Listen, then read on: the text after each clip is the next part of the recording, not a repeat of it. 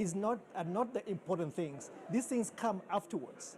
And this ethnic political mobilization is a huge problem that we have to deal with. But Ruto has been saying this many times that this election is about the economy and all of these things. And some people say that the ethnic question is not as pronounced in this election as it has been previously. Do you agree? It is still a very strong undertone. It is the bastion that you got to start with.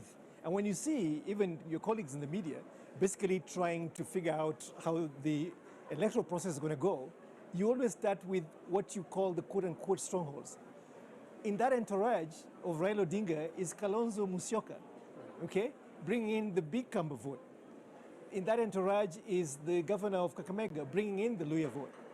And so you see this ethnic bifurcation being a very critical point of mobilization. So issues that are substantive to the citizens of this country, such as unemployment. How come we don't see youth mobilizing around the unemployment question?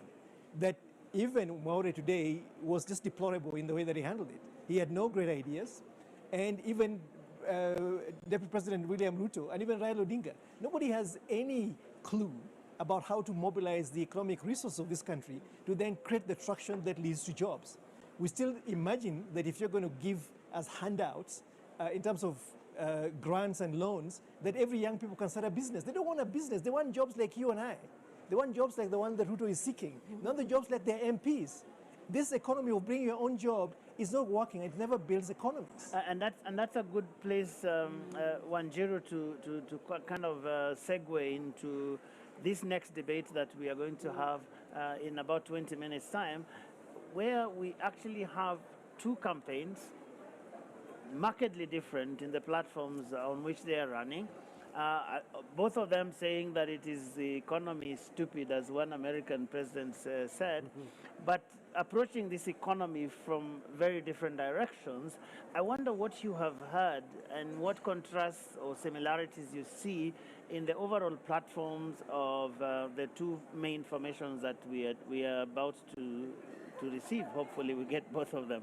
Right. So from my point of view, I think in terms of economy, there's been, and the manifestos, there's a win for Kenyans because there's a recognition of the importance of economy. Both manifestos bring out, of course, the economic issue as the primary one. The language is different, the way they've structured their manifestos is different, but they prioritize agriculture, where a majority of Kenyans are employed. They then recognize that a majority of Kenyans are also in the informal sector.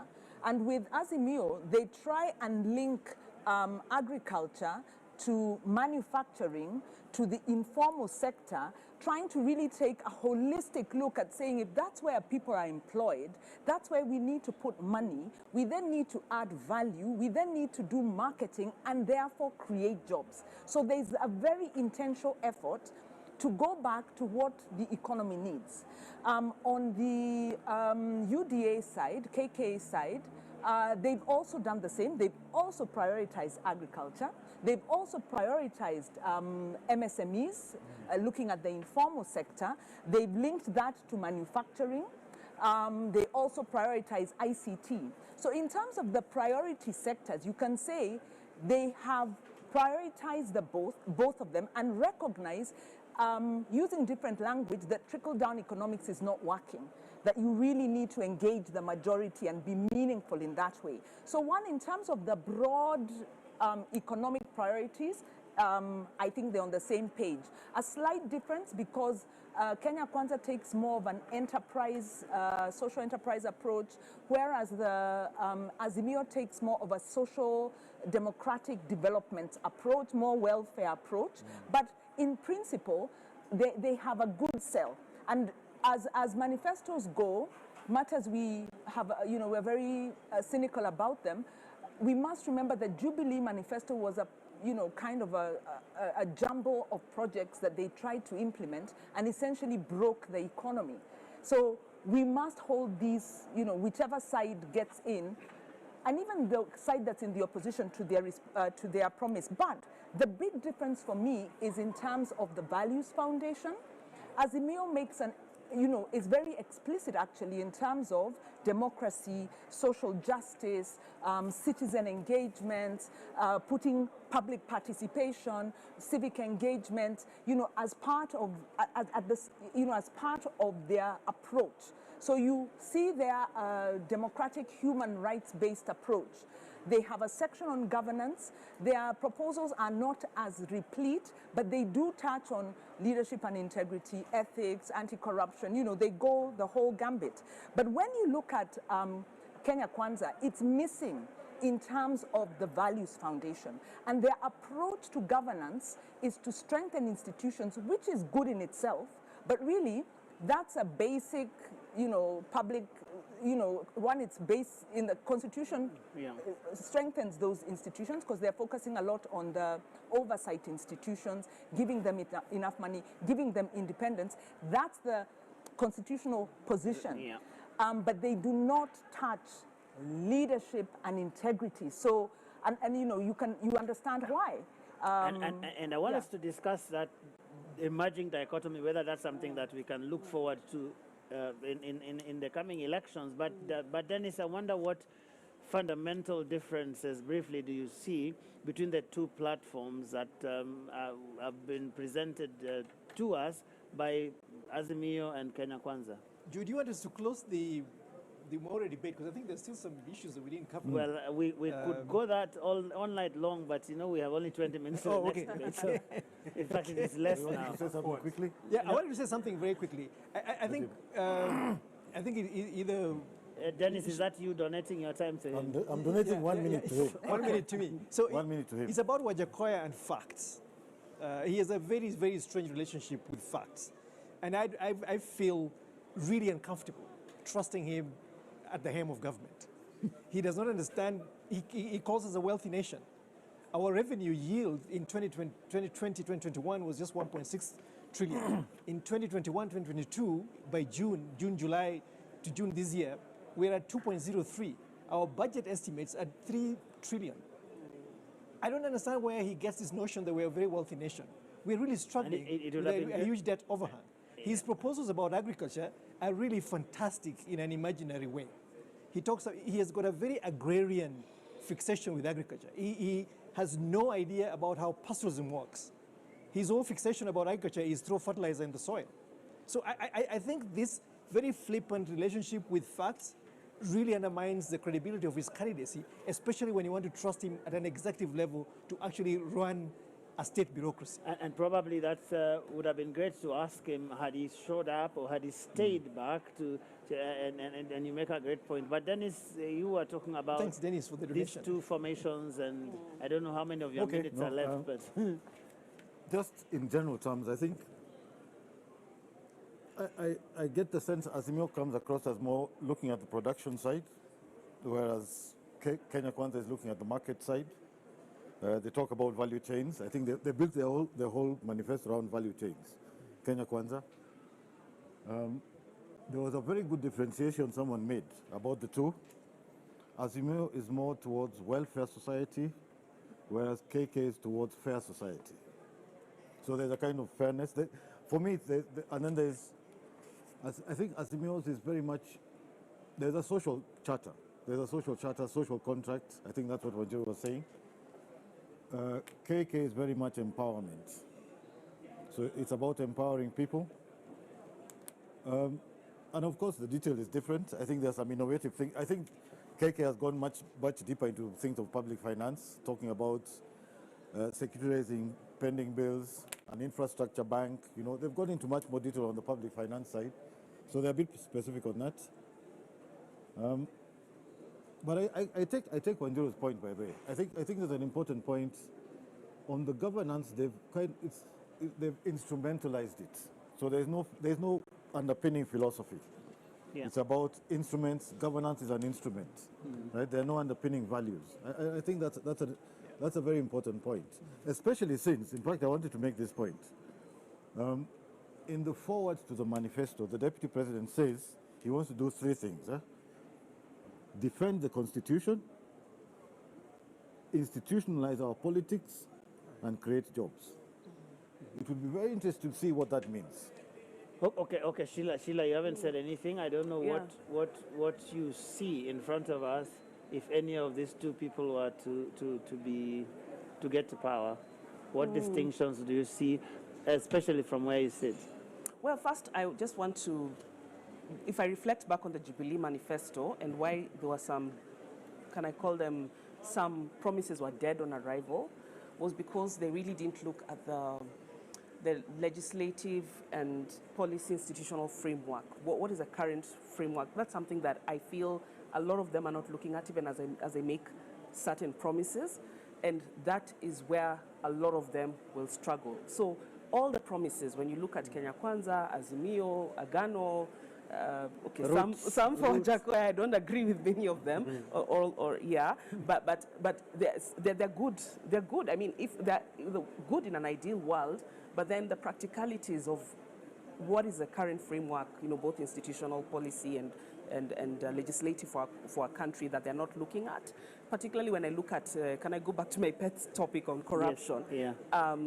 And I, like, for instance, like the DP is talking about giving financial and operational independence to institutions like, those responsible for fighting corruption, the judiciary, and so on, which is good, and which, as we have said, has been a problem, that most of these don't have the resources and even the independence, the muscle to be able to operate. But then there are certain challenges that we've seen, and I've not heard them talk about how they will address some of these challenges to their institutional, functional, financial independence of these institutions. Yeah. But for me, primarily as well, I think that they've, when it comes to the issues around corruption, I still feel like they've looked so much on the issues around enforcement, but we're not looking at prevention. And for as long as we're not looking at fighting corruption from a prevention lens, we'll always be fighting. Okay. Yeah, and chasing after the money. So I'd like to hear a little bit more about how they will actually prevent. And one classic way of starting to prevent corruption is by ensuring that people who have been accused, there I go with my song, yes. People who have been accused of corruption, yes, don't get anywhere near public office. Okay, so Hudson, you have only 1 minute, within which we hope someone will arrive. But you have the last word on this one before we take the break to go to the Maybe allow me to keep speaking until somebody shows up, right? We have exactly 1 minute. Yeah, I think what folks have said is, I would agree with much of what everybody said. I think, 6 months ago, there was no galvanizing idea in the political space. I think we now have some ideas that are fairly cogent, they're clear, they're inspirational, they're aspirational. Of course, we're waiting to see budgets and schedules and the first 100 days, first 180 days and so on. But I think the harder questions will be, for example, what do we do with the parastatals that continue to drain the coffers? What are we going to do with the fact that we have huge recurrent expenditure bills in terms of staffing? Okay. What are we going to do with this pension that Jubilee had, which was to create infrastructure everywhere? And I think so. These are some of the challenges. And we can only get some of those questions, hopefully, inside the hall, because we want to take that break right now. And when we come back in the next couple of minutes, we'll be inside the auditorium to hear what the candidate who's arrived has for us, hoping that the other one will arrive at some point. But here we are, taking that break for the second and final debate of the night.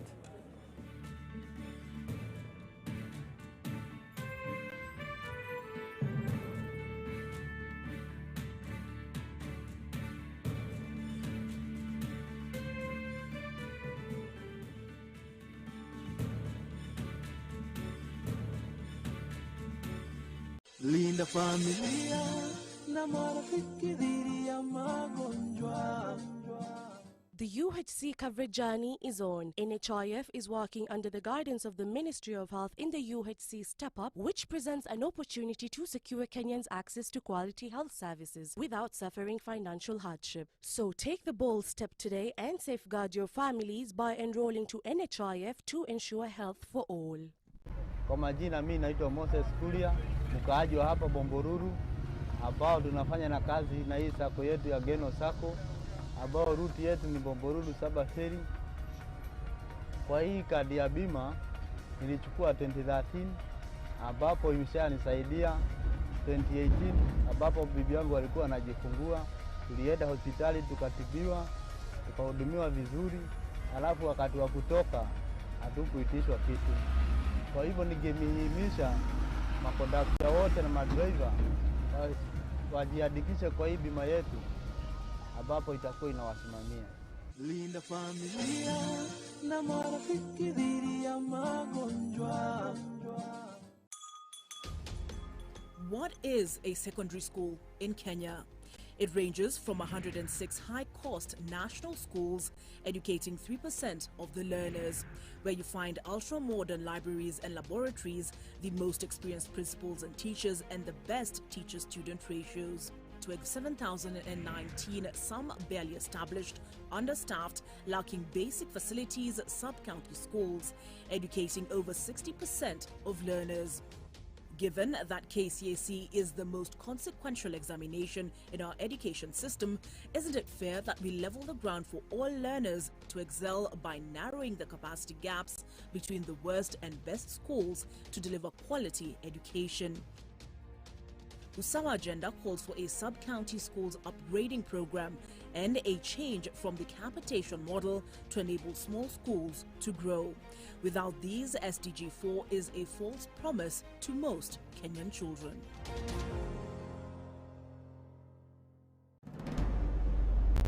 Leaders don't need to have all the answers. Ordinary people often do.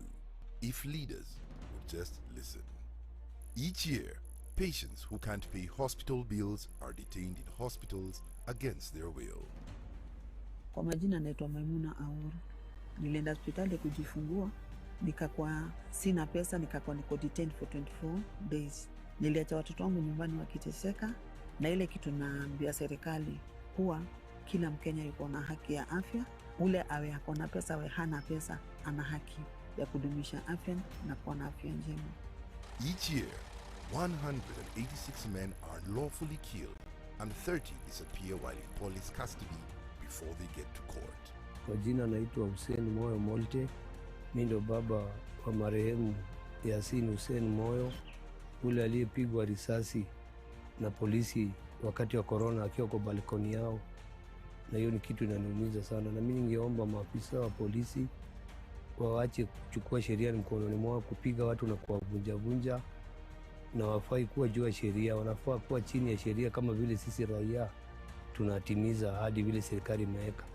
Na mimi nashangaa na maafisa ni watu wametoka kwa jamii yetu, yani ni mandugu zetu, ni madada zetu, na wafai kutupiga na kutuumiza, wanafaa tupeleke mahakamani. August 9th, 2022 offers us a turning point. 1. Turn up and vote. Your vote counts. It's actually the only thing that does in an election. 2. Choose and then hold your leaders accountable. 3. Join the movement of people who stand up against human rights violations. Become a member of Amnesty Kenya today at www.amnestykenya.org. I think the most important quality of a leader is wisdom, so that the decisions that are being made now, he knows how. It's like a chess player who sees 10 moves ahead. Unajua wakati ambapo mlipa ushuru wake, anataka aone angalau kazi ya pesa yake ambayo anailipia. Hii pesa tunaamini kwa zinaishia kwa mifuko za watu binafsi. I think it's important that wealth is declared frequently, and if people have found ways to accumulate wealth very quickly, absolutely good for them, as long as, of course, that is done honestly and ethically. We need leaders who are well educated to understand the challenges that we face in the modern world. Kwa mfano, mtu mwenye amesomea ukandarasi wa barabara, mkiwa na kiongozi ambaye amesomea hiyo taaluma, una uhakika kwamba barabara za eneo lako zitakuwa zina usimamizi mzuri.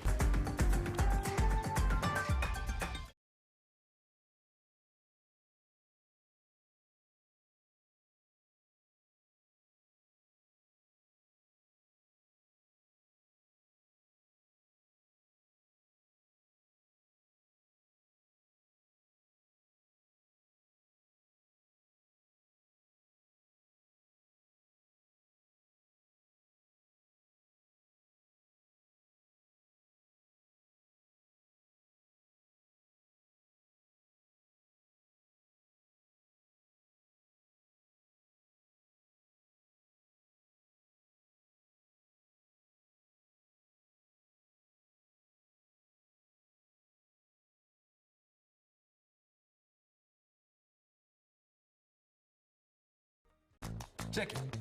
Let's talk about banking. Or let's talk about dreams and goals. Your dreams, your goals. If you're like Louise, you value doing biz with ease.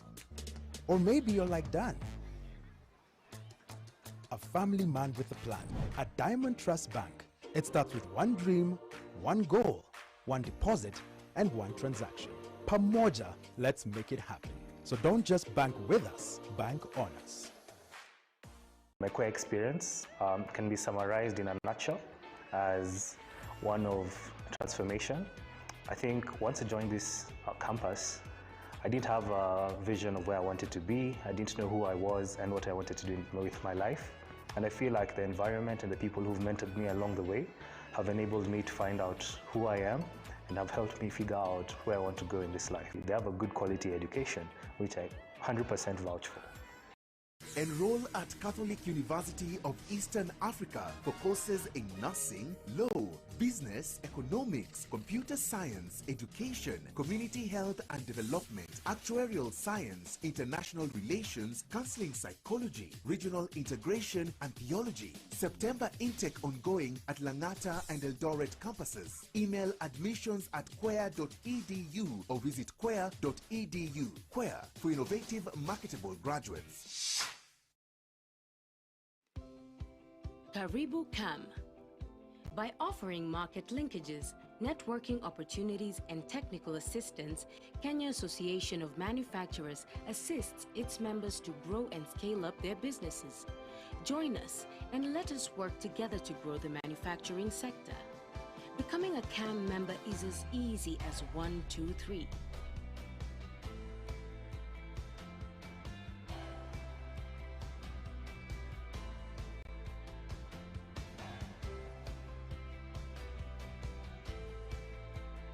Kenya Association of Manufacturers, driving global competitiveness.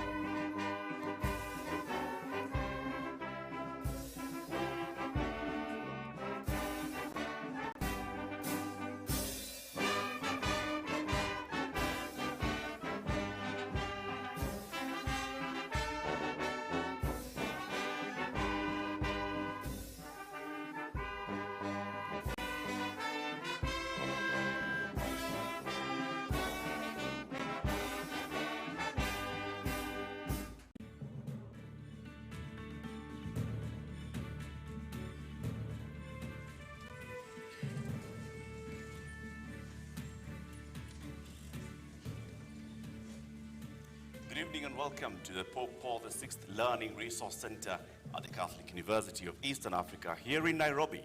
My name is Eric Latif of Spice FM and KTN News. And I'm Yvonne Okwara of Citizen Television.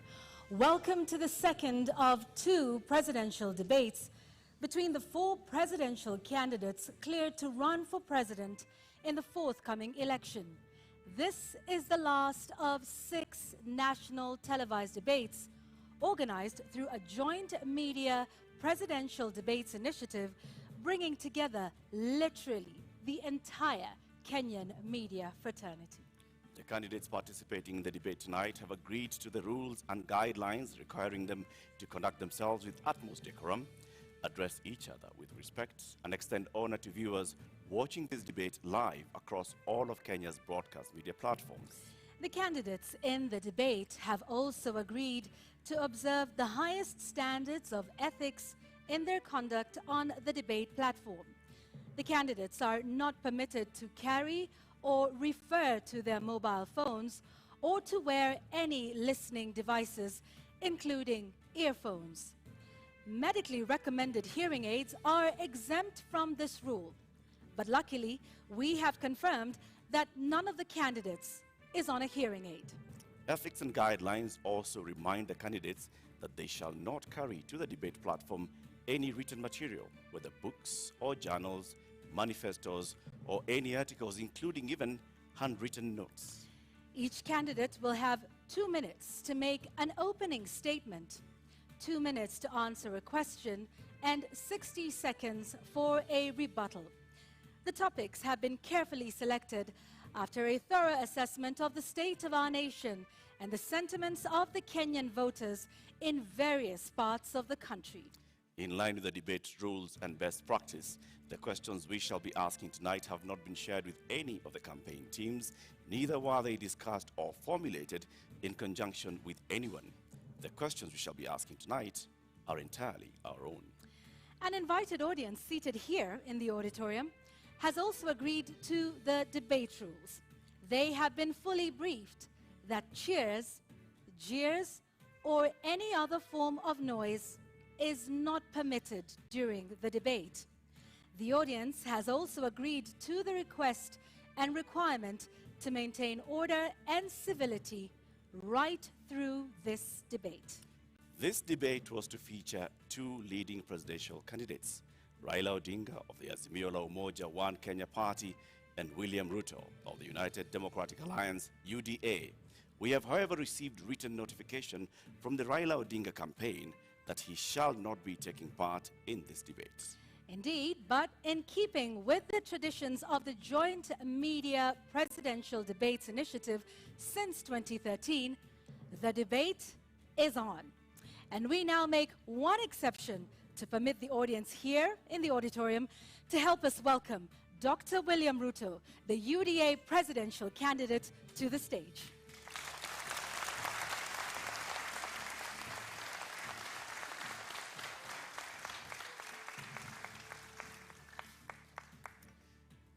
Your Excellency, Deputy President, Honorable Ruto, thank you very much for honoring Kenyans with this appearance. We shall conduct a series of question and answer, and whose topics have already been shared with you. We'll give you 2 minutes to begin with your opening statement before we go to the main thrust of the questions tonight. Thank you very much. William Ruto, a husband, to my dear wife Rachel, who is in this audience, a father, to my children who are also joining me this evening in this debate, the sitting Deputy President of Kenya, a presidential candidate in this election, and I have come here to participate in this debate because I have presented myself as a presidential candidate, knowing very well where our country is. We are a country that is faced with mounting challenges. We have a huge track record of what we have achieved, but there is tremendous opportunity out there for more to be achieved. I believe that this is a Mama Mboga moment. We have 5 million young people who are not working. We have 15 million Kenyans who today are blacklisted in CRB. We have 10 million citizens who have no access to credit in the micro and small enterprise sector. And I believe I am the candidate with a plan to be able to get Kenya to the next level. Thank you, Honorable Ruto, for your opening statement. Let's get right into the first topic of discussion here tonight, and that is the cost of living, something that many Kenyans are concerned about tonight. At the moment, Honorable Ruto, we currently have 3 subsidies in place on fuel, on unga, on fertilizer, all aimed at dealing with the cost of living. Do you believe that subsidies are the way to go and are the right approach at this moment to deal with this issue?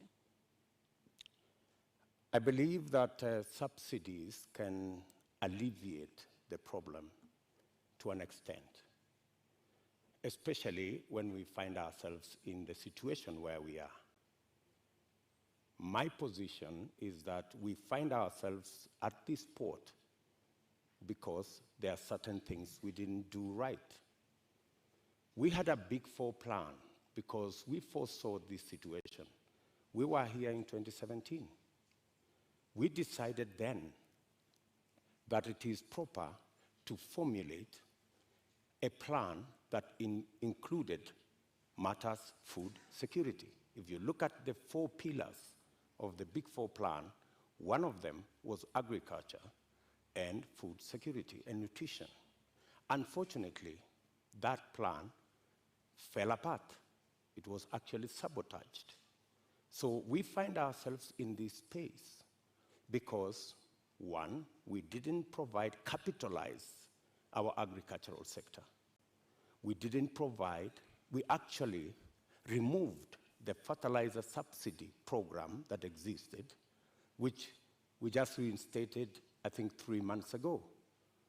Why did we withdraw it in the first place? Because to deal with the cost of living, you just have to increase agricultural productivity. And to increase productivity, agricultural productivity, you need to do 3 things. Number 1, make sure farmers have access to inputs, fertilizer, seeds, pesticides. Make sure the farmers have the necessary capital to be able to do the farming. And 3, make sure they have access to markets that are not rigged. Unfortunately, we didn't do that, and that's why we find ourselves in the situation we're in. So that's why in our plan, as Kenya Kwanza, we have set out with clarity what we need to do. We have put in place a 30 billion revolving fund to make sure that farmers have access to inputs.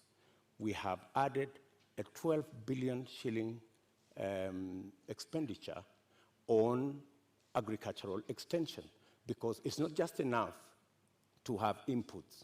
It's also important for farmers to use the latest information on how to get our farming right and increase the productivity of every farmer. And the statistics show, with access to fertilizer, with access to certified seed, with access to capital, a farmer who produces 5 bags can produce 15. So we can actually double, if not triple, our agricultural output. What that means is that the 2 million farmers who today are net importers of food themselves can actually produce surplus.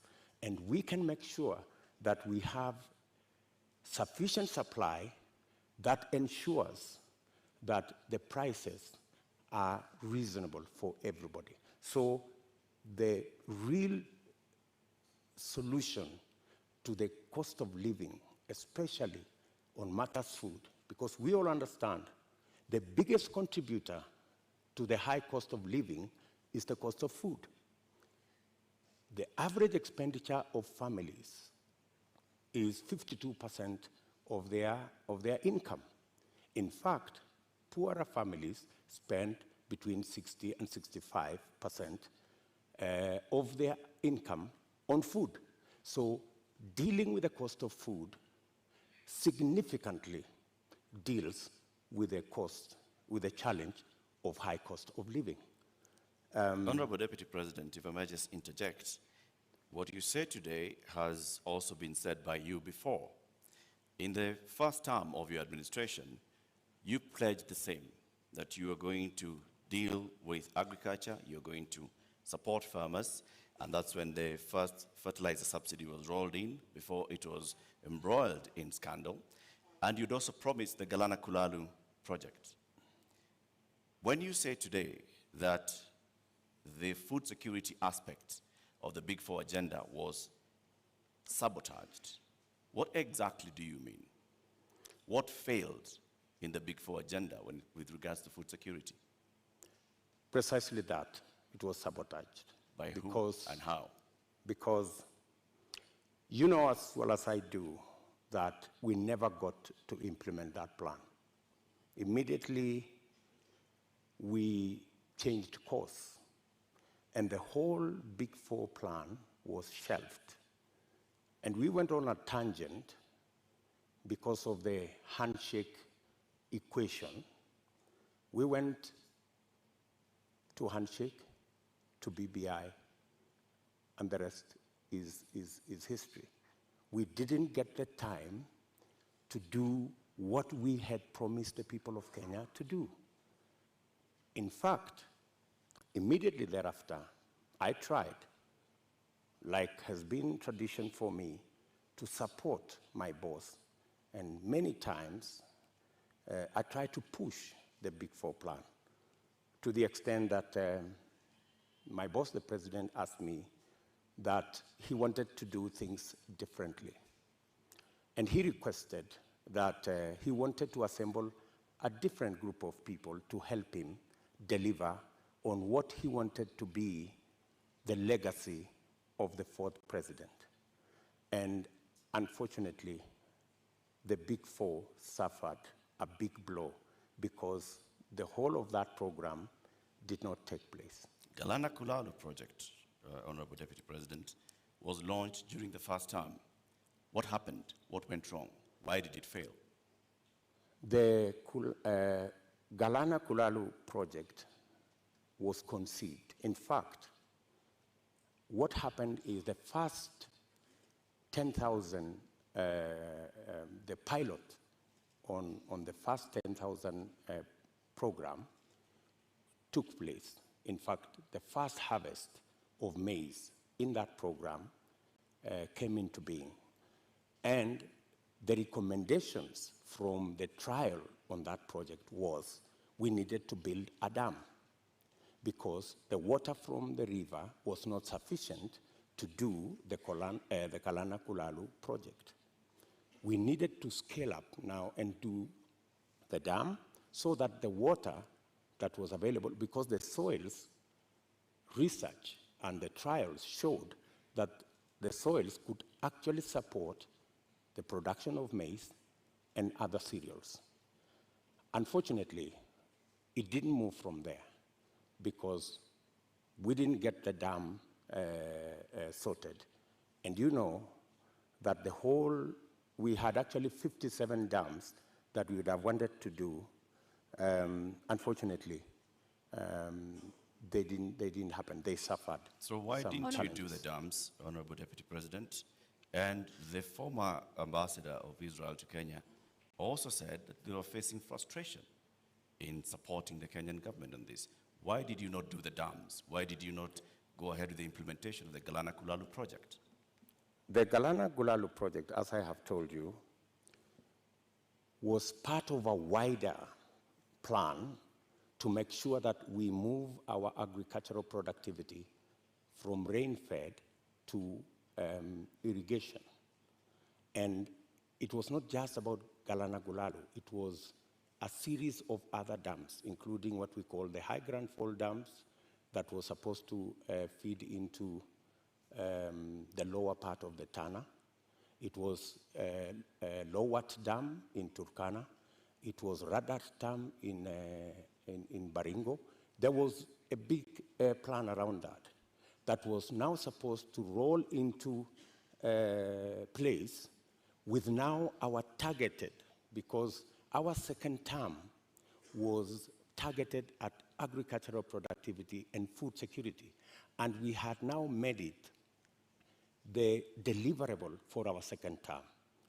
And as I have told you, our second term program ran into headwinds. Honorable Ruto, just to continue to understand Galana Kulalu, because that was a big project that, had it have succeeded, might have solved quite a few of the issues we have with respect to food security. The Auditor General conducted a report and cited weaknesses in the contracting of it. First, that there was single sourcing, and that even the manner in which the contract itself was done, in terms of payments that were tied to the contractor, and so raising a number of issues around the manner in which the contract itself was put together, that then states that this was something that was going to fail anyway. And so what's your response to that with respect to the manner in which contracting is done in this country, particularly with Galana Kulalu, which is a big project under the first term of the Jubilee administration, of which you are a part? I quite agree that issues were raised around the contract, and that is why the contract actually was shelved with a balance. It didn't go the full hog, because when those issues were identified, it led to the contract being stopped so that those issues could be addressed. But by the time it was getting there, already the trials had been done, the pivots had been set up, the first crop had been harvested, and we already had the template on what actually needed to be done, because the contract, the initial contract, was for the first 10,000 acres. The real contract was for the 1 million acres, which was really the target for food production. But as I have told you, that is not the only project we were looking at for food production. And let me also say that even without the implementation of the Galana Kulalu, supporting the farmers as they are today would still guarantee us a situation where we would not be in the situation we are in. Today, for the first time in Kenya, the price of unga has gone to 230 in some cases. It's never been that bad. I must say, as a former Minister for Agriculture, serving under President Kibaki, I am the minister who assembled the infrastructure that provide subsidy on fertilizer. And we saw an increase of 5 million bags of maize when we rolled that plan. When the fertilizer subsidy was cancelled 2 years ago, that is why we are where we are. We are not here because Galana failed. We are here because we didn't do what we needed to do with our farmers the way they are today. What Galana Kulalu was supposed to give us is actually that extra production that would even make it possible for Kenya to export. There is absolutely no reason why Kenya today is spending 12 billion shillings to import maize from Uganda or from Tanzania. We should be net exporters of maize, for example, but we are not. And the reason why we are not is because our agricultural sector is undercapitalized. We have removed the support that farmers always had. And that is why, for the first time, because of the things we didn't do, because of the removal of the fertilizer subsidy, for the first time, the price of unga has gone to 230. Honorable Deputy President, you say that a lot was done in the first term, and that is why we got to a point where in 2017, we still had rising food prices. In 2017, it was specifically because of drought. And for your information, the prices of flour, maize flour, went to 140. It didn't go to 230. That's the whole difference. However, then, even Ruto, in the situation of drought in 2017, what the debate then was 2 kilogram packet of maize was retailing at 140. Today, it is retailing at 230 because compounded with the drought, we just did not produce as we should have produced because we didn't support the farmers the way we have always supported the farmers. Honorable Ruto, I'd like to speak about another issue that is a contributing factor to the cost of living, and that is the high cost of fuel in the country. What do you propose to do with that? Because there's also a current subsidy in place for that. What do you think is the solution to the rising cost of fuel, which, as you know, drives the cost of a number of other products? I think the first thing that we need to do is to look at the taxes, because 50% almost of the cost of fuel in Kenya is taxes. I think it's time, as a country, we looked at, I think there are 15 different taxes on fuel. And I think it's time we relooked at how else do we raise revenue. Which taxes would you be proposing to remove from fuel, the cost of fuel? I think majority of the taxes that are in that bracket, I think there are almost 15 different taxes that are there. I do not have the specifics, but those 15, I think we need to interrogate these 15 different taxes. Which ones can we put aside so that, like other countries, we can limit the taxation on fuel? Take, for example, let me VAT. ask, yeah, yes, okay, Take, for example, VAT. Correct. I think we need to rethink taxation, VAT taxation on fuel. That was the latest inclusion of taxes on fuel. And I think it was very controversial. Yeah, Honorable Ruto, VAT on petroleum products was indeed controversial. Let me take you back to 2013 when VAT was imposed on this as a condition by IMF. At the time, then Majority Leader Aden Duale said, and I quote, "The 181 members have been convinced by our party leader and our deputy party leader on the rationale of 8% VAT on petroleum products." He went on to say, 181 is a very big number, and we will convince our members from the NASA side. So you, at this point in the year 2015, I believe, when this was passed, were pushing for 8% to be added on VAT. Today, you are saying you want to abolish VAT on petroleum products. Why should Kenyans believe you today? Why wouldn't they? I mean, we live in a dynamic country, and it's only fools who don't change their mind. If you are in a situation where the price of fuel has gone to 160, I mean, it's time to think. I mean, when this VAT was imposed, then the price of fuel was under 100. Honorable Ruto, when the VAT was imposed, it was at the time a condition by IMF when we were seeking a precautionary facility.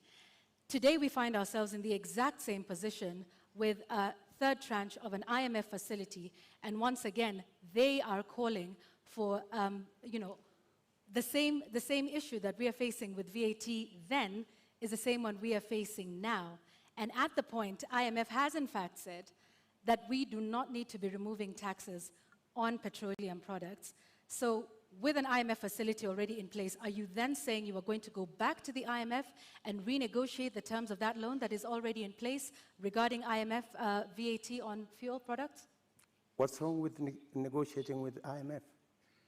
I think any reasonable government looking at the situation where we are, looking at the cost of living and how many Kenyans are every day sinking below the poverty line, I think it takes a courageous government to sit down with our development partners, and they are fairly reasonable people, and have a discussion.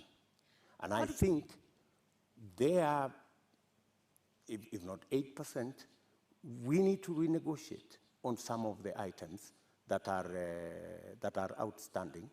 And apart from looking at that, there are other instruments that we can deploy.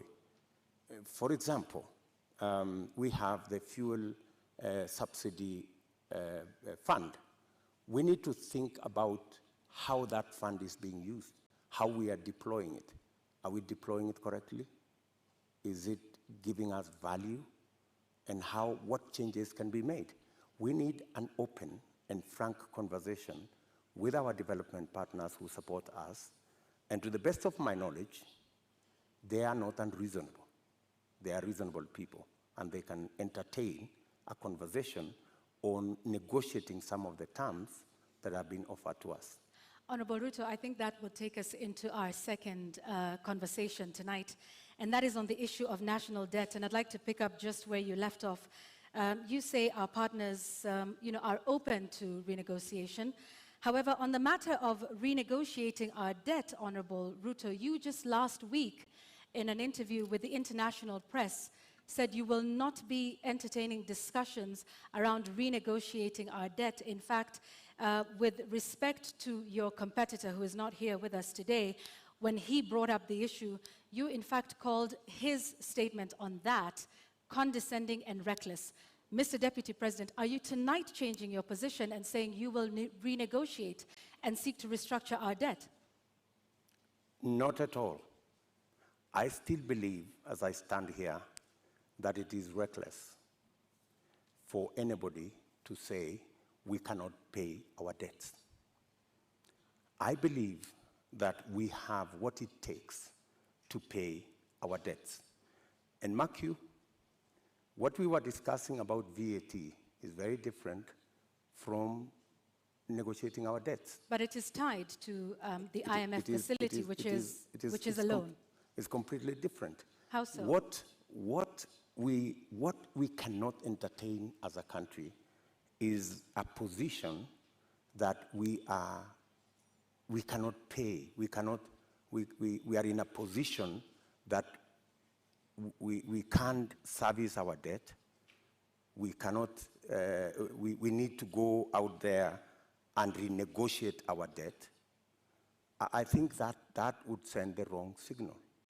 What I would do on matters to do with the debt, we have a plan as Kenya Kwanza on how to manage debt. Number one, we have said we will first slow down, put the brakes on borrowing. Number two, we will put brakes on unbudgeted projects. In fact, that is the biggest source of our problem.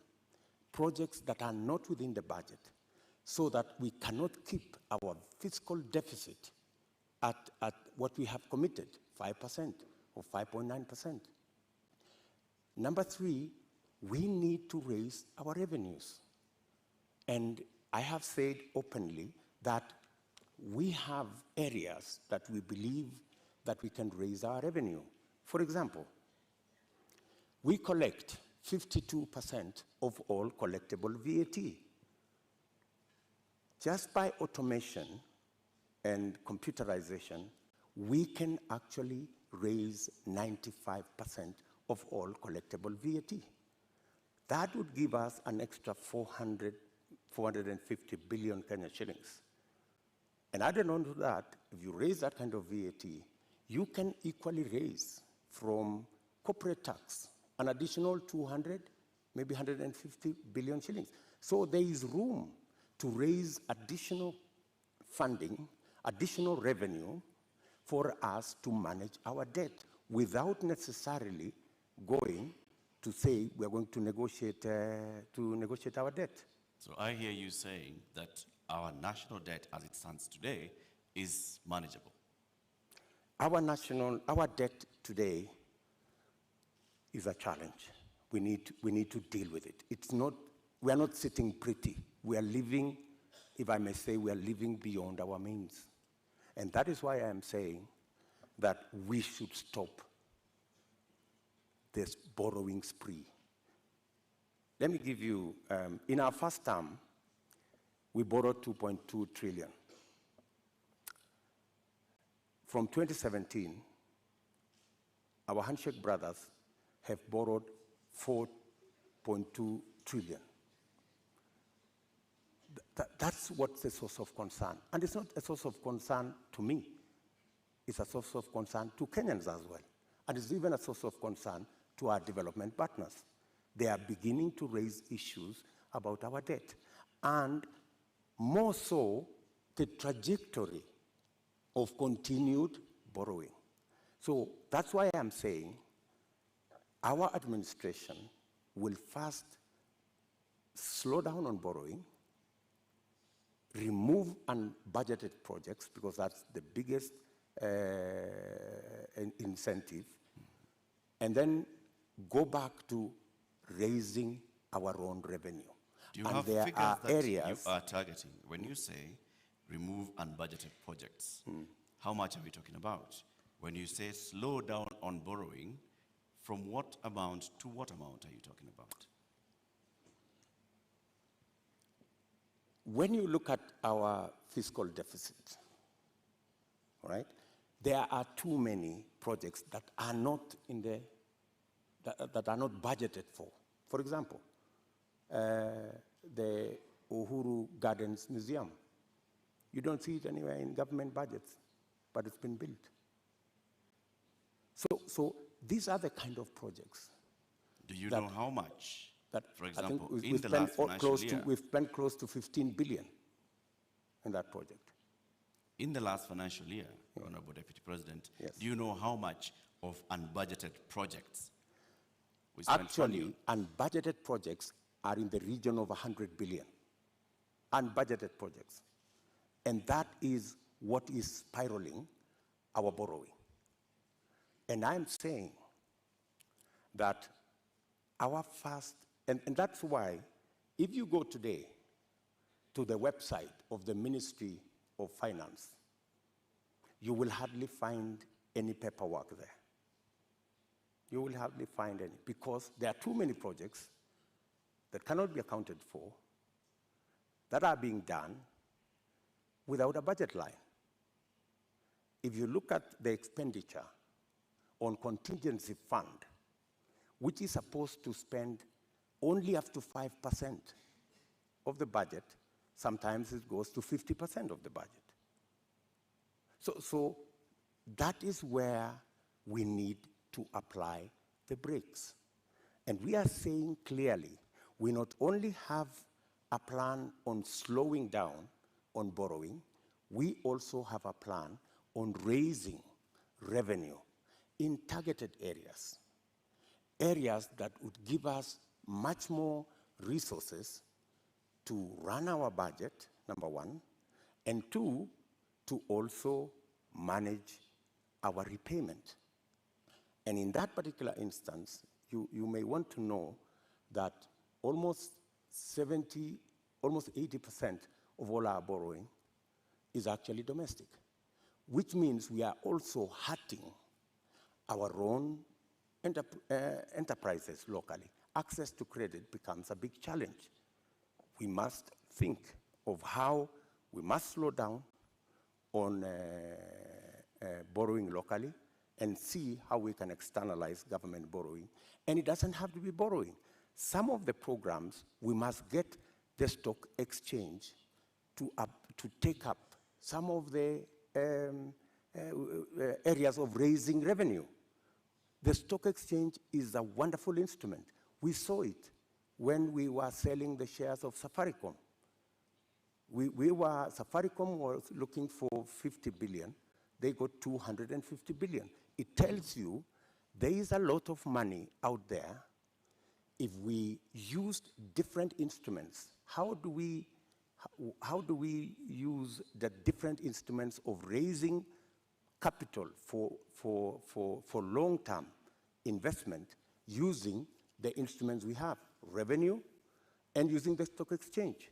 So these are avenues that are available for us to be able to take our development forward and minimize on borrowing. Honorable Ruto, while we stay on the issue of national debt for a moment, for decades, the Treasury has refused to make public contracts that have been signed with some of our lenders like the Exim Bank of China or the China Development Bank. You've been part of a government that has refused to make this information public. Why? Those contracts and agreements, in accordance with the Constitution, are public documents. And the public have a right to know and to have access to that information. The fact that that information is not being made public is against the Constitution. So, under the Kenya Kwanza administration, you have not. This is something that you could do. You are the Deputy President of this republic. Is this not something you could do or make happen? When you are Deputy President, I'm sorry you've not been one, you would understand to what extent you can do things. And let me give you an example. Many people did not see the mettle of Mwai Kibaki until he was president. When he became president, he made a sterling job of being president. All along, everybody thought he was a lackluster performer.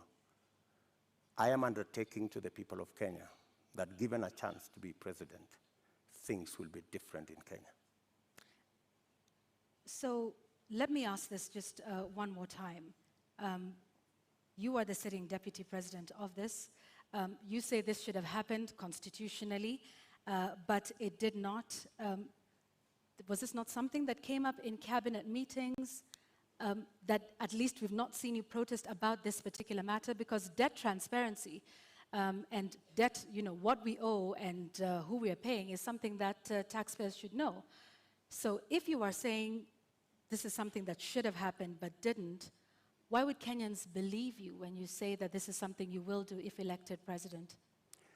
Because I have never been president before. This is the first time I'm vying to be president. And this is the first time I will occupy the high office of president. This is when the buck will stop with me. Are you saying, Mr. Deputy President, that in the last 9 years, you have sat in cabinet meetings and expressly said that you'd like the contracts details to be released to the public? I will not tell you whatever discussions took place in cabinet, because we are seeking to understand, Your Excellency, because is what role you played it is not in my making place. sure that the government that you serve is actually adhering to the Constitution and several court orders. Whenever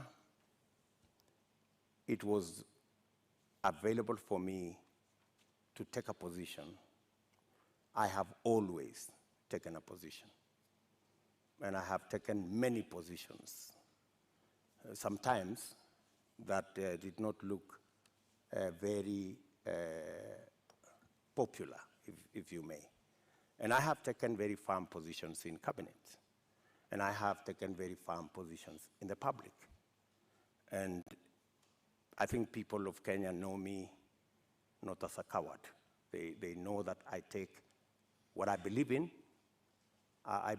and I take positions.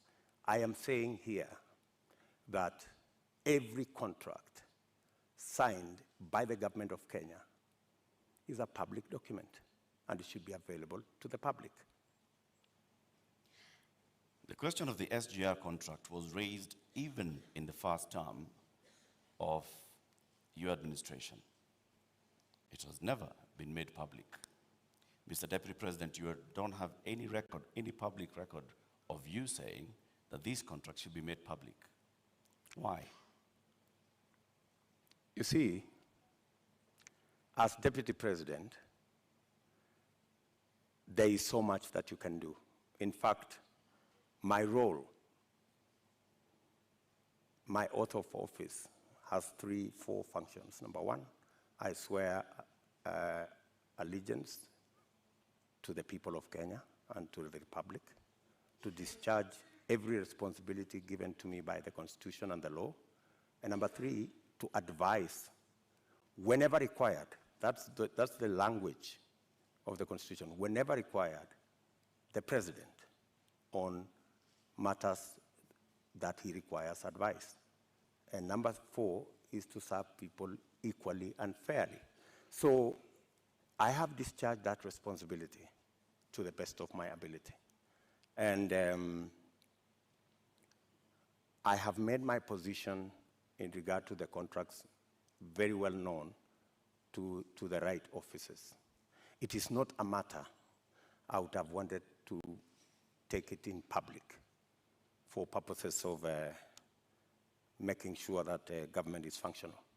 All right, I have just one last question on this before we move to our next topic of discussion, because you've informed us about, from what I understand, and you can correct me, Honorable Ruto, about the limited sort of powers of the Deputy President. Is that what you're saying in respect to making these contracts public? You said, and I quote, "I can only do so much as a Deputy President." Absolutely. Okay. However, in previous television interviews, you have stated that you and the President remain accountable for everything that has been done for this. So which is it, Mr. Deputy President? Are you responsible for not making these contracts public? Because you in the past have said that you and the President remain accountable and should be asked about everything that happens in this country. Precisely, that's why you're asking me, and I have answered you. I have said clearly that to the extent that my duty as Deputy President is concerned, I have discharged my responsibility. I have given advice to my boss on many issues, including that particular issue. So I have given him my advice, enumerating very well that it is the constitutional position that every contract is made public. I have given that advice to the President as is required of me.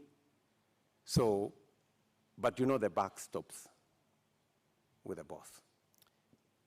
Honorable Deputy President, let's now move to the next topic of our conversation this evening, and this will be on a matter of national security.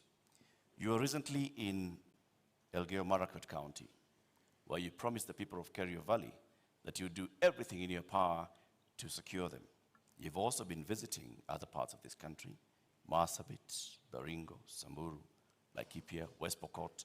More than 300 people have died in the last 7 months alone in this country, killed by armed bandits. Livelihoods are lost. Children have not gone to school. Children have been killed. Kerio Valley residents have even petitioned the UN Secretary General, saying that their government has failed to provide them with security. In your manifesto, you say that security is a cornerstone of protecting people's livelihoods. Why has the government of Kenya, in which you've served as an assistant minister, as a minister, as a deputy president, been unable to secure the people of these counties?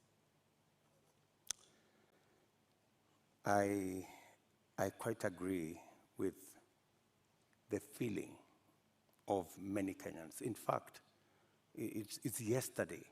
It's not even last week. It's yesterday. I was in Elgeyo-Marakwet, and one of the leaders there told us we have buried 114 people in that neighborhood.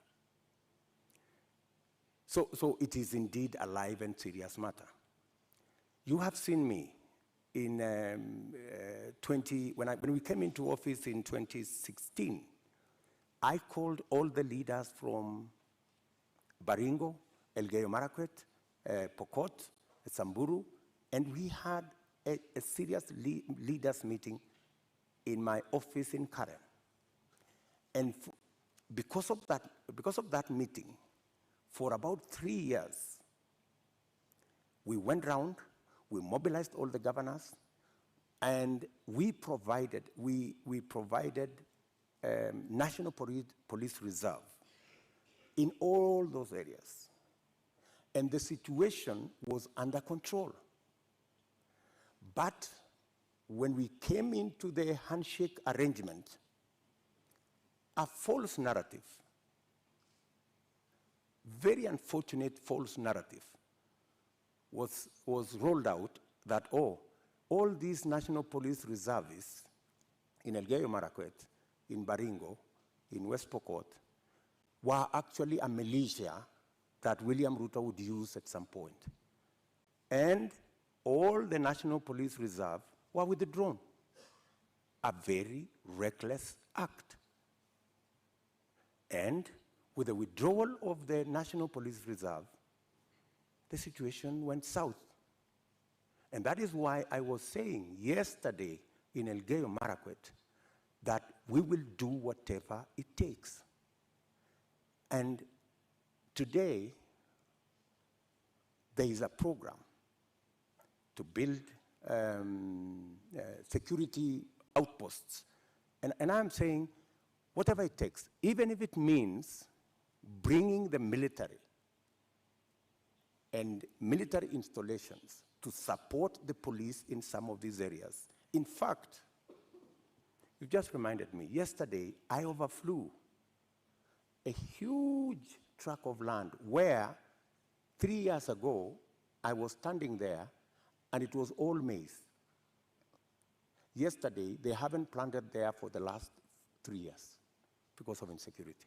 So insecurity is not only causing our children not to be in school, it is causing starvation, it is causing death.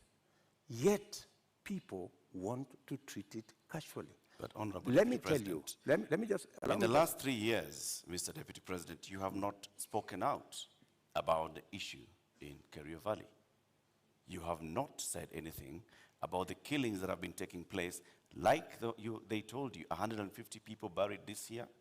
You spoke about it only yesterday. Where have you been in the last 7 I have months? always been there. In fact, if you go and ask those people in those regions, I have always been present. We have buried many of those people with our own money. We've taken many of those people to hospital with our own money. I have deployed my personal resources to deal with that situation because I know it was a political, a political agenda. You know, the withdrawal of the National Police Reserve was really an unfortunate act, but because it was intended to punish William Ruto, you know, never mind that many people lost their lives, is a real tragedy, but that is the nature of our politics in Kenya. Honorable Ruto, unfortunately. Honorable Ruto, you're saying that was done to punish you? What other explanation would you have? You go withdraw security personnel in the whole of that whole region, you know, you subject people to... How would that punish you, Honorable Ruto? Because I am the one who had led the whole, in fact, I am the one who had taken charge. In fact, I was there every 2 weeks in that region. I was there every 2 weeks. I am the one who mobilized the resources. I am the one who mobilized the security men, the identification of the National Police Service. And so it looked like it was about me. It was never about me. Did you mobilize those resources on a personal basis or as Deputy President? As Deputy President. So why would your government punish the Deputy President? You live in Kenya, my good friends. And I am failing to understand it, sir. And you know... Are you telling the people of Kerio Valley that 150 of them have been buried this year alone just because a government is punishing the Deputy President? Not just that. The Kimwarer and the Aror dams were cancelled intentionally to punish my supporters. That's it. We will come to that, sir. You, as the Deputy President, consume intelligence reports. Tell us, over the last 30 years, what is it that has led to this continuous cycle of violence in Kerio Valley, in Baringo, in Samburu, in West Pokot, even going as far as Marsabit County? What causes this, and what will you do, knowing the intelligence that you have? The biggest contributor to the situation we have in those regions is competition for resources, competition for water, competition for pasture, general matters of education, and precisely the reason why we had a plan on Radat Dam to provide the water for the whole of that belt. Aror, Kimwarer, Lowat. These are dams that my thinking was, if we provide water in these areas, we can sufficiently roll out irrigation. For your information, that whole Kerio belt where people are fighting, it is a granary. We have the best mangoes from that region. We have very good soya that can be grown in that region. The only impediment is water, access to water. And there are enough rivers to be tapped. My solution to the whole of that region is twofold. Let us provide water for livestock. Let us provide water for irrigation. And let us get schools developed, as well as making sure that we provide road infrastructure. That's why we rolled out the road from Parbelo, cutting across that region, to come out on the other side in a place called Marich Pass, through Tot, through Chesongoch, and now there was also the road that was supposed to connect Kapedo from the other side of Turkana coming to Nakuru. Opening up that area is the solution. Opening up that area in terms of infrastructure and opening up that area in terms of water infrastructure will provide the solution. Unfortunately, there are people who don't see it that way. So you say that the Aror Kimorer Dam, you've recently said that you are going to complete it should you be elected president. Yes. Why did it fail? I will. Yes, I will. It didn't fail. It was made to fail. I mean, let me tell you.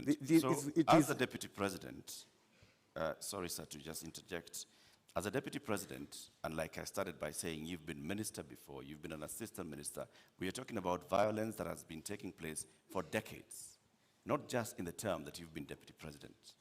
So this is not about you being punished now, unless you're telling us that for a long time, there are people that have been scheming to punish William Ruto by killing the people of Kerio Valley. That's not what I'm saying. I am saying we had a solution.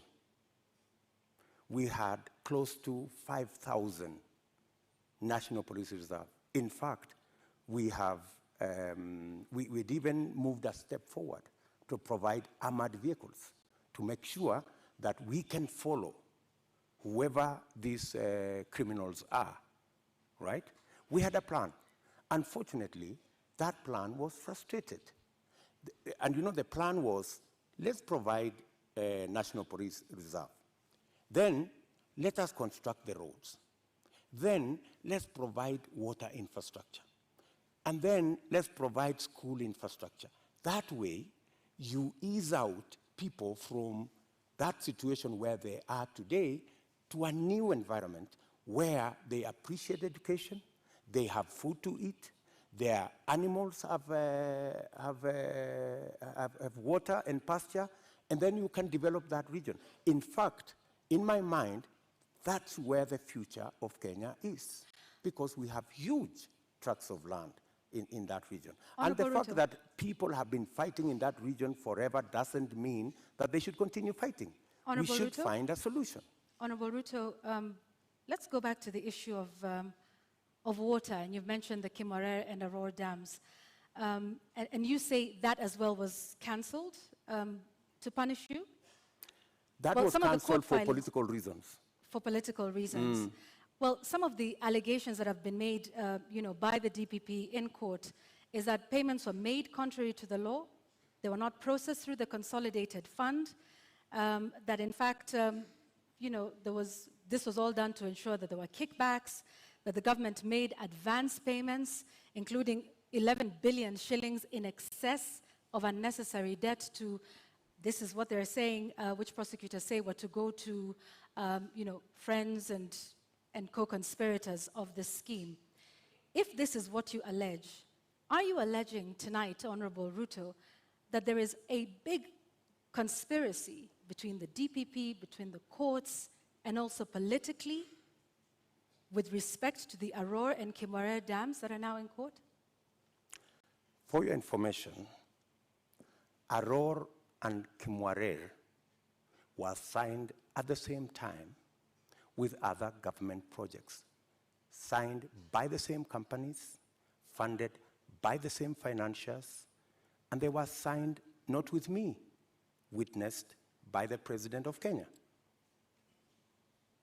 So these are not projects that were cooked at night or in some dark corner, right? How come that the only projects that did not go through is Aurora and Kimwarer? All the others went through. That's number one. Number two, today, the government of Kenya is in court because the contractor, with all those allegations that have been made, the contractor has gone to court to demand payment of another 12 billion shillings. I mean, that should concern everybody. There are also How suspects in court, Honorable Ruto. Pardon? There are also local suspects in court over the matter. Forget about the court matter here. The contractors are in court in London, and the government of Kenya is already replying to the case in court. And they cannot afford to make it public because it's embarrassing. Why did the contractor not continue with the project? Because he was denied the land where to set up the dam.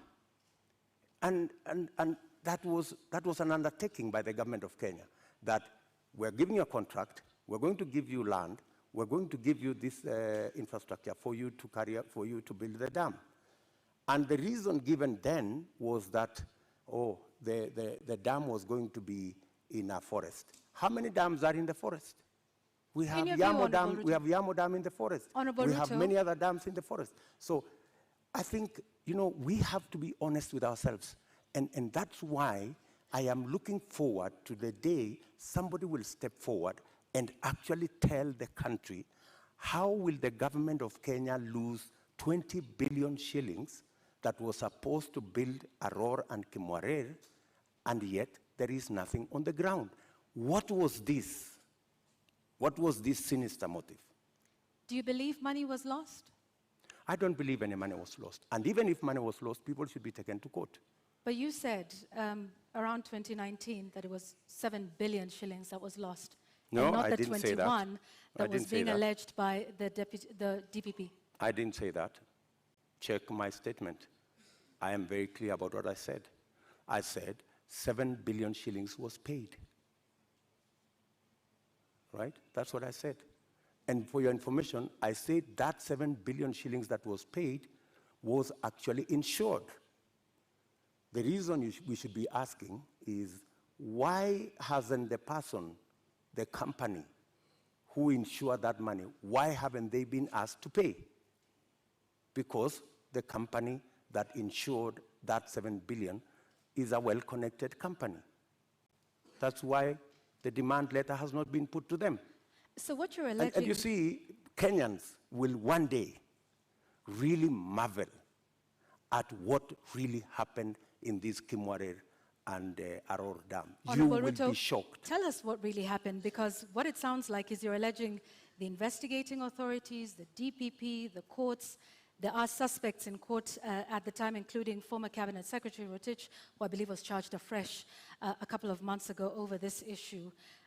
If this is all politically instigated, are you then saying that all of these authorities, different arms of government, are conspiring against you, from investigators to the DPP to the courts, to punish you, Honorable Ruto?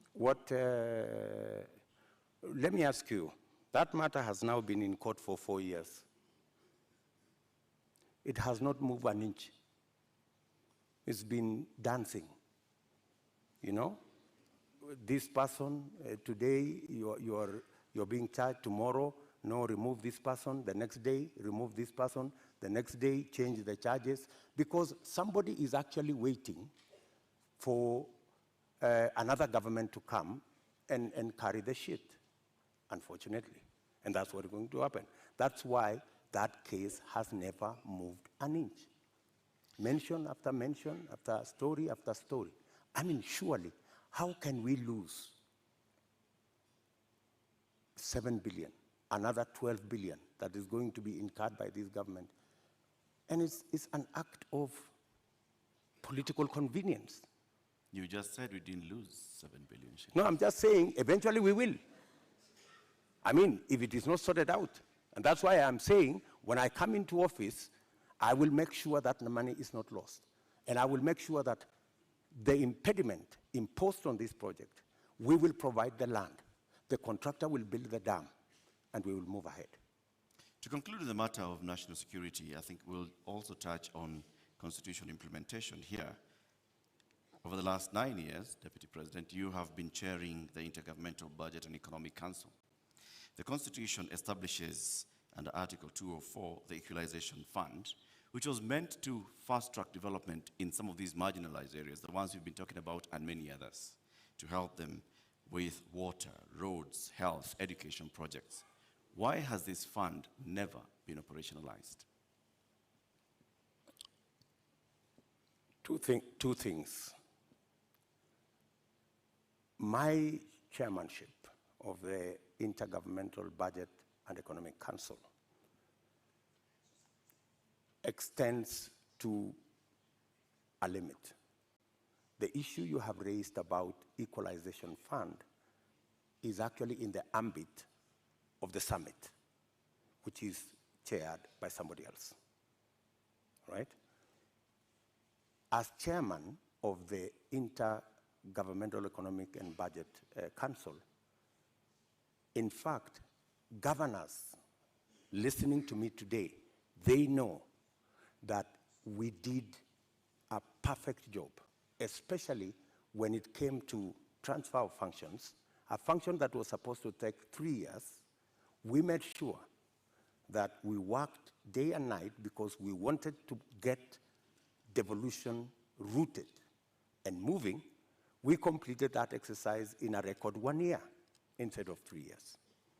We have since worked with county governments, and many of the governors will tell you that I have provided leadership as chair of the council on every matter, whether it was grants, whether it was matters to do with conditional grants, whether it was making sure that there is a balance between what goes to national government and what goes to county governments. The whole of that trajectory, whether the issues to do with settling matters with the former local government authorities, assets, liabilities, I have been working on that with many governors, and we have made tremendous progress, including the final one that we concluded the other day, where counties now, as entities, can borrow money. As entities, like Kipia County is the first that is going to have the leverage to borrow money. So I have a track record on what I have done. Thank you, Mr. Chairman of IBEC. Now let me ask the question to the Deputy President. Why has the Equalization Fund never been operationalized 12 years after the promulgation of the Constitution? The Equalization Fund, window. As Deputy President I can answer, the Equalization Fund, halfway through, there was a big argument between who will implement this Equalization Fund, because it was under the national government. The counties argued that because there are 14 listed counties to benefit from this fund, why don't we give this money to the counties? Then there was a problem of trying to get the regulations on how this fund would work out. And it dragged on the contestation as to, and some projects were implemented, some water projects were implemented, some road projects were implemented. But the argument continues to be who should. At some point, the law was actually changed to include counties beyond the 14. And that became another big argument. And I accept that we should have done better on the Equalization Fund. And that is why I have made a commitment in our manifesto that that Equalization Fund, whatever the balance of the time that is left, we will make sure that we devolve it to counties. In my belief, the counties are better placed to run that fund than the national government. Thank you, Honorable Ruto. I'd like us to move to the next topic of discussion here tonight, and that is constitution and governance. 13 years since the adoption of the Constitution of Kenya 2010, citizens continue to complain about non-effective implementation and a weak culture of constitutionalism. Honorable Ruto, which part of the Constitution of Kenya do you think has not been implemented with fidelity, and why? I think we should sort out the two-third gender rule. I think we owe it to the people of Kenya, and especially to the women of Kenya, that this part of the Constitution is implemented. I believe that we need to sort out certain matters to do with devolution, like the one I have said, the Equalization Fund. I think it was wrongly put under national government. It should go to the counties. I also believe that there are functions that should not have been made contingent or shared functions between the national government and the county government. Local authorities, regional authorities, for example. Mm-hmm. Those are functions that we should either agree to be managed by counties jointly or to be subsumed into county governments. If it is Kerio Valley, how do we split it so that the counties in the Kerio Valley develop, we have a Kerio Valley Development Authority. Should that be managed by the national government? I don't think so. I think it should be managed by the counties in the Kerio Valley. So these are some of the functions that I think we need to clarify. We need to complete the implementation of the Constitution. I have raised, for example, the matter of the Judiciary Fund. I think we have wasted too much time in implementing the Judiciary Fund. After I pushed so hard, this year, 1st of July, the Judiciary Fund was operationalized because I have been talking about it for the last year and a half. So these are some of the sections that I believe that we should be able to conclude the implementation of the Constitution. Let's go back to the two-thirds gender principle. In your view, why did we fail in terms of getting this since 2010? I think, speaking for myself, I have made a commitment, and I know it's doable, to make sure the two-third gender rule is realized. There are different proposals. There are proposals that require constitutional change. There are some that do not require constitutional change. And I have assembled a team of very competent constitutional lawyers to look at how we can have a framework in 90 days of our government and within 1 year, make sure it is implemented. And it's not necessarily for purposes of the women of Kenya. It is for the benefit of everybody. The fact that we do not have as many women leaders is actually a negative for us. There is something we are losing. The women leadership component that is not in our arithmetic is actually taking away from us. I believe that having women leaders would actually enrich our governance and our leadership as a nation. And that's why, for example, when these matters came up in the BBI discussion, I vehemently opposed the fact that women were being removed from the National Assembly, where the substantive financial issues are being decided, and they were being relegated to the Senate.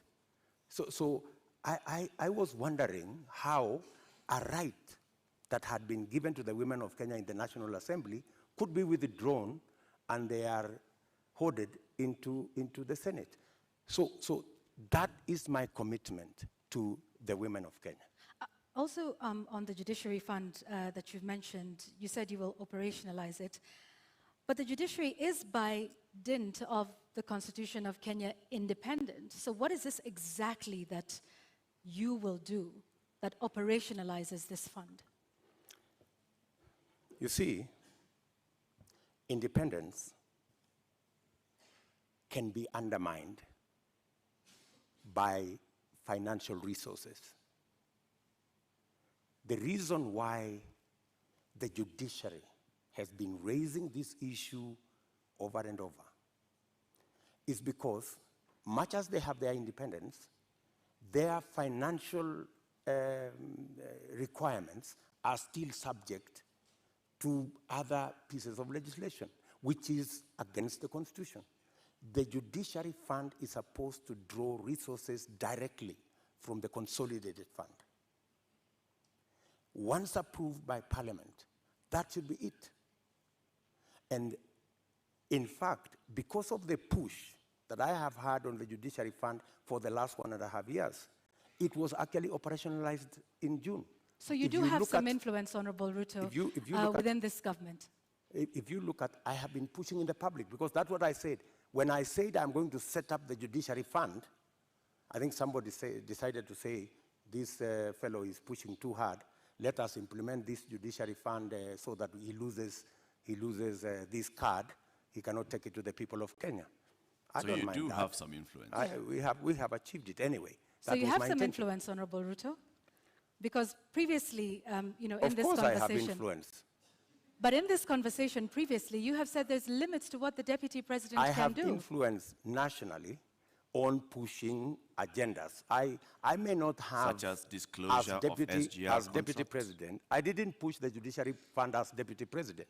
I pushed it as a leader. Why couldn't you do that then for a number of the other issues that we have discussed here tonight that you have said you did not have influence over? I have pushed back, for example, on the issue of the BBI.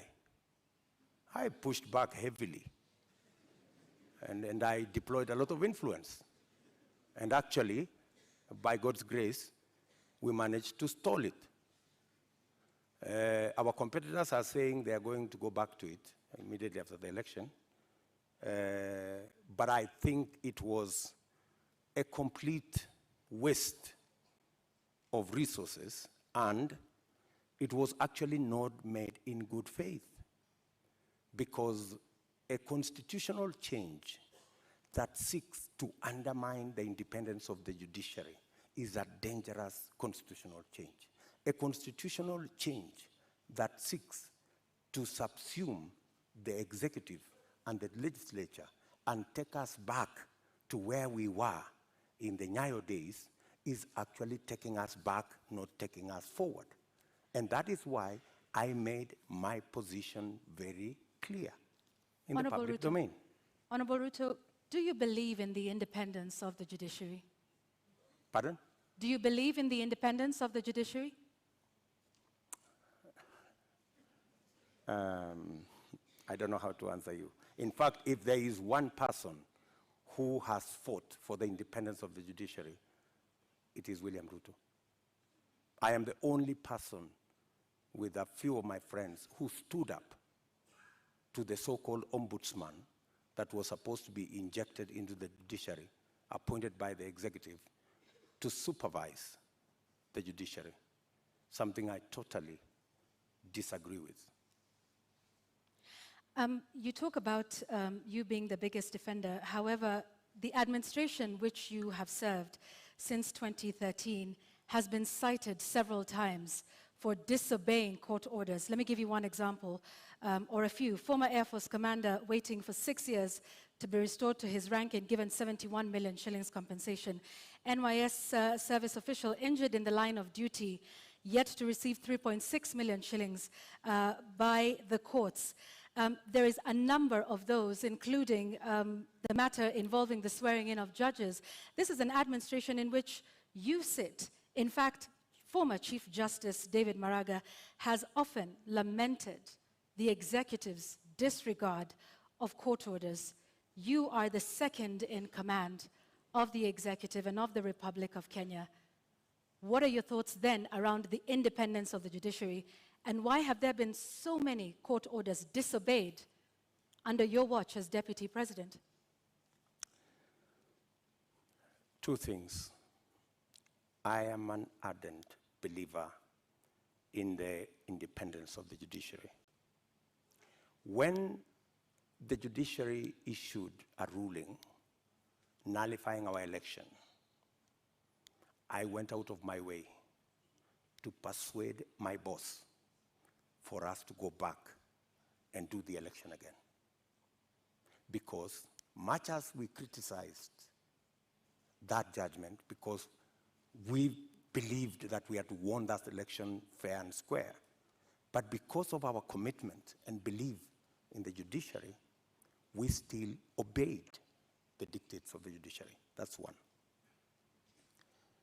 You have raised incidences where, of course, judgments have been entered against government and they have not been sorted out.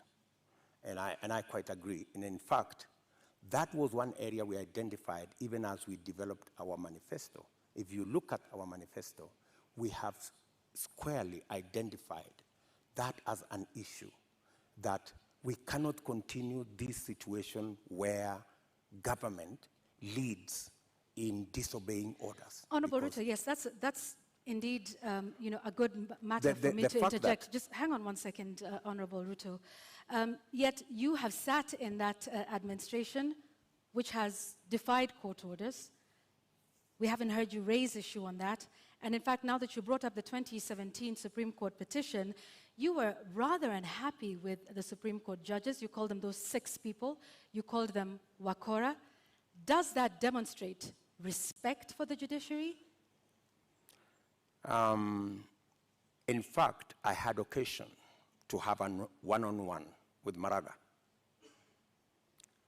And I told Maraga an incident when I first came into Parliament. I met Paul Muite, a seasoned lawyer and a legislator, and he told me this, which has really stuck in my mind. He told me, young man, when I first became a member of Parliament in 1997, 98 actually. So he told me, when you support a government, it also includes criticizing that government when it goes wrong. So part of supporting a system is pointing out when you think they are not doing the right thing. Criticizing them is one thing, Honorable Ruto, but calling them wakora, which means conmen? Do you believe that the Supreme Court judges of 2017 were conmen and women? I would want to understand in what context that wakora thing you have mentioned, because I have, if there is any respect for the judiciary, is to comply with the decision of the court. Did we comply with the decision of the court? Yes. We went back to the election. But you haven't in many of the other court orders that we have cited here tonight. We went back to the election. And the admission that the fact that there are so many outstanding issues, and the fact that I have singled them out, and they are part of what I intend to sort out, is actually halfway the solution. I don't think if you look at the manifesto of our competitors, they have recognized that as an issue. I have recognized that as an issue because I believe in the independence of the judiciary. I believe government should lead from the front in obeying court orders. And in fact, we have said in our manifesto, if you read it clearly, it says we will look at all judgments that have been entered against government. And we will develop a mechanism to make sure that within 1 year, we comply with all judgments entered against government, so that even as we drive the country to obey court orders, we lead as government from the front. Let's talk about something else, Mr. Deputy President, and this is with regards to leadership and integrity. Your opponent, who did not turn up tonight, said he could not come to this debate because he did not want to face a man who has no regard for ethics, public morals, or shame. How do you respond to that? Do you sincerely believe that that is the reason why he's not here? I don't think so. I don't think so. My competitor is not here because he doesn't have a plan. He doesn't have an agenda. He cannot articulate anything to the people of Kenya. That's why he's not here. Secondly, my competitor is not here because he doesn't want to answer difficult questions. You know, he's been part of this administration, the handshake administration, for the last 5 years. KEMS happened, and many other things happened. In fact, my competitor could not come here because he's not the real candidate. He's a project. At this moment, Honorable Ruto, just one moment, just to remind our members of the audience that they agreed to abide by the rules of the debate, and that involves no cheers, no jeers, no noise. Honorable Ruto, I'm sorry I interrupted you. Please carry on. Sorry. So, I mean, that's the reason. So these are just scapegoats. You know, he's dodging difficult questions. He doesn't want to answer. His allies, the handshake allies, Mr. Deputy President, there are expectations that are laid out in the Constitution and in law with regards to the character and the values that a leader should have. Do you think when you go out in public campaigns and you use terms to describe your fellow leaders, that demonstrates you as somebody with great values, fit for leadership? I have tremendous respect for all Kenyans and all Kenyan leaders. I have not in any way undermined the public standing of any leader or any person or any Kenyan for that matter. I have not called anybody washenzi. I have not called anybody takataka. I'm just a... Kitendawili? Huh? Kitendawili? I mean, is kitendawili an insult? Ganga? Huh? I think we have all come to understand what kitendawili means.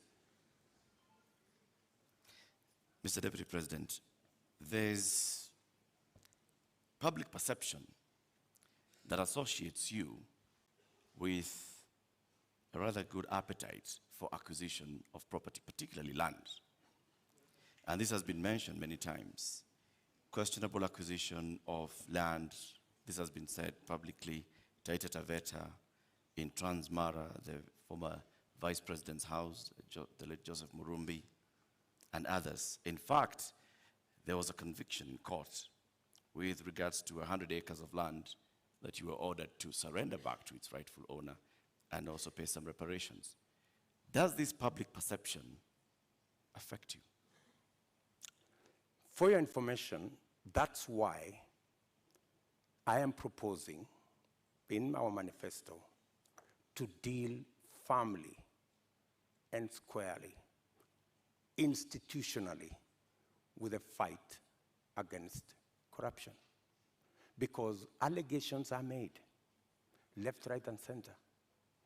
Any piece of land that I have is legally acquired. In fact, I think we need to discuss the Muteshi land. You've talked about the 100 acres. I was a victim of fraudulent sellers of that land. What the court ordered me to do was to pay for the 3 years I had occupied the land. And they calculated and said the income from this land would be approximately 5 million shillings for 3 years. And that's what I paid.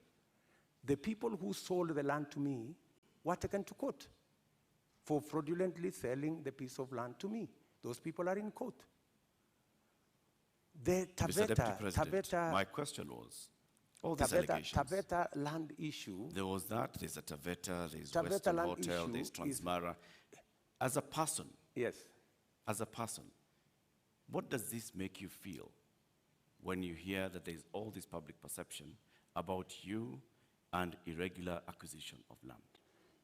You see, acquisition of property is a legitimate endeavor.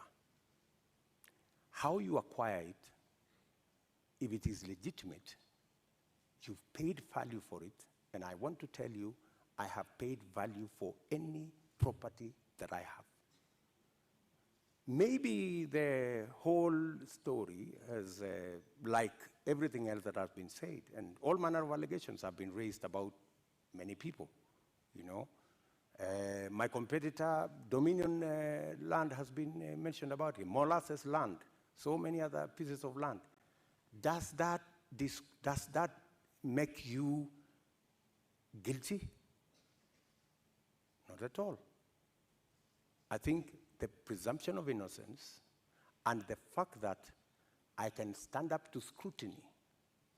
And for your information, I am probably the politician in Kenya that has been audited, left, right, upside down, inside out, on any matter, you know? And maybe because I have raised my head beyond what many people think I should. If I was a quiet business person, I am sure I wouldn't attract the same kind of labeling that I've been subjected to. How much is enough? Enough is enough.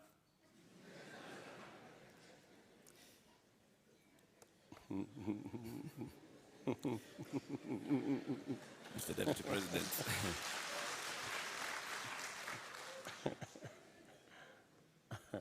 Mr. Deputy President, we'd like to conclude this conversation with the election preparation.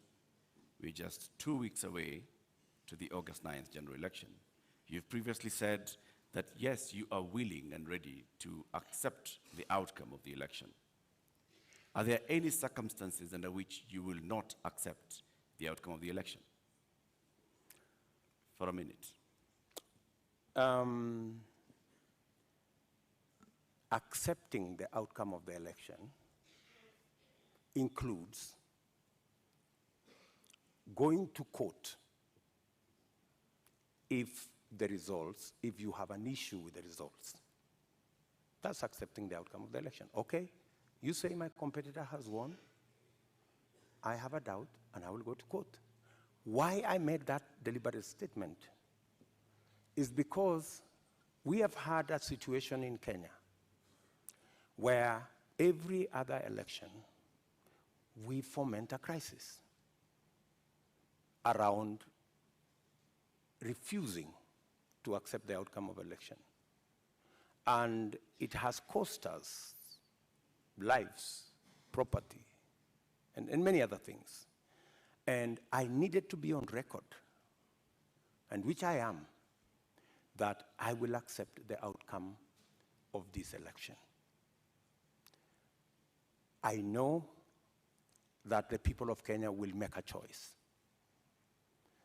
If it is me, I will prepare to govern the country on day one. If it is not me, I will accept that my competitor has won. If I have any issue, I will go to court and accept the outcome of the court.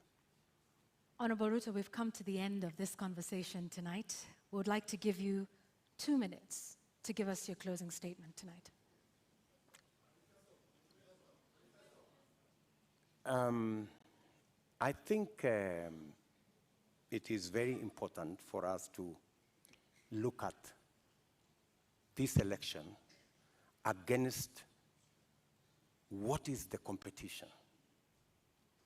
Our competitors have run away from this debate in total contempt to the people of Kenya, because it's not William Ruto who is going to make this choice. It is the people of Kenya that we are speaking to. They have very little regard for the people of Kenya. They think the deep state is going to make the decision. They think that the system is going to make the decision. I want to tell the people of Kenya tonight that they are the ones who will make the decision on the 9th of August. Their vote is what will make the next government happen.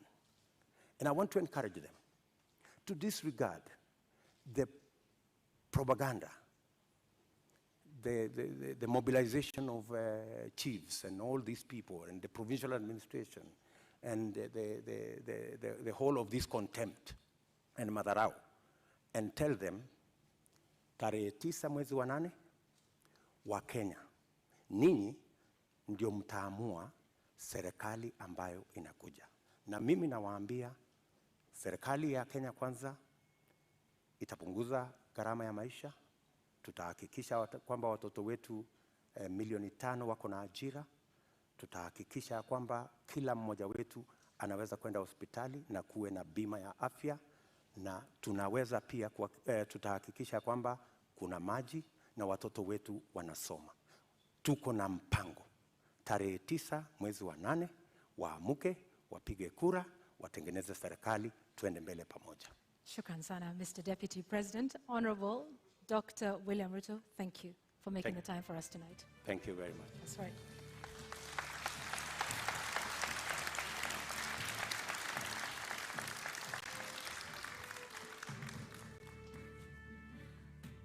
Well, ladies and gentlemen, and the viewers here in the audience, following this at home, and of course those here as well, we have to end it here for now.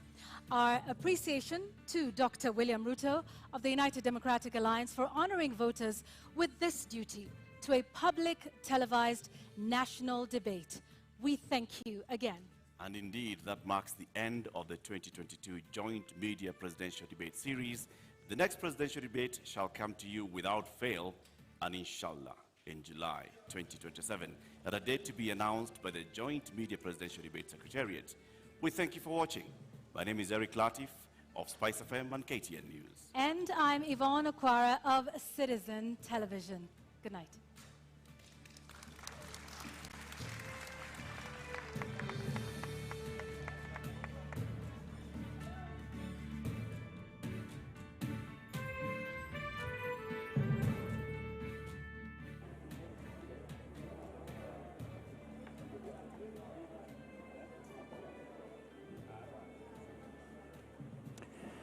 All right, the 90 minutes have gone, and my panel here saying they have flown by because we have seen an engaging session. I mean, it wasn't a debate that we had expected, but no less engaging. How to on very quickly in this post-debate analysis, we don't have that much time, but just some key points that you saw in this debate. How did it go for the Deputy President?